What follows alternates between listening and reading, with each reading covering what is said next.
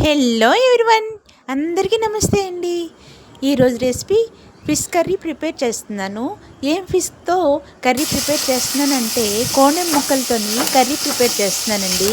ఎప్పుడైనా ఈ curry try చేశారో లేదో కామెంట్లో చెప్పేయండి. మొదటగా కోణెం ముక్కల్ని బాగా వాష్ చేసుకొని ఉప్పు కారం పసుపు పట్టించి ఒక పక్కన పెట్టేస్తాను. ఆ తర్వాత ఒక కళాయి తీసుకొని అందులోనే ఆనియన్స్ పచ్చిమిర్చి కరివేపాకు వేసుకొని మూత పెట్టి ఒక 5 మినిట్స్ పాటు ఉడికించుకున్నాను. బాగా సాఫ్ట్గా అయినంత వరకు ఉంచుకున్న తర్వాత అందులోనే ఆనియను అల్లము వెల్లుల్లి కలిపి మిక్సీ చేసిన పేస్ట్ని వేసుకొని పచ్చివాసన పోయినంత వరకు ఉడికించుకున్నానండి. ఉడికిన తర్వాత అందులో ఉప్పు కారం పసుపు వేసి బాగా మగ్గనిచ్చాను. బాగా మగ్గిన తర్వాత అవి మునిగినంత వరకు వాటర్ వేసుకొని మూత పెట్టి అవి కెళ్ళినంత వరకు హై ఫ్లేమ్లో పెట్టేశానండి. అది కెళ్ళుతుంది. ఈ టైంలోనే మనం ఫిష్ మసాలా పౌడర్ ఉంటే వేసుకోవాలండి. వేసుకొని బాగా మిక్స్ చేసుకోవాలి. బాగా మిక్స్ అయిపోయిన తర్వాత అది దగ్గరికి అవుతున్న టైంలోనే ఫిష్ ముక్కల్ని కోణెం ముక్కల్ని వేసుకొని అవి మునిగినంత వరకు ఉంచుకున్న తర్వాత మూత పెట్టుకొని 10 మినిట్స్ పాటు ఉడికించుకోవాలండి.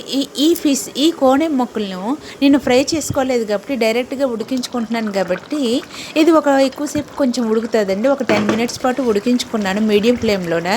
అవి ఉడికిన తర్వాత లాస్ట్లో చివరిగా కొత్తిమీరని కూడా వేసుకొని గార్నిషింగ్ చేసుకొని స్టవ్ ఆఫ్ చేసేసానండి.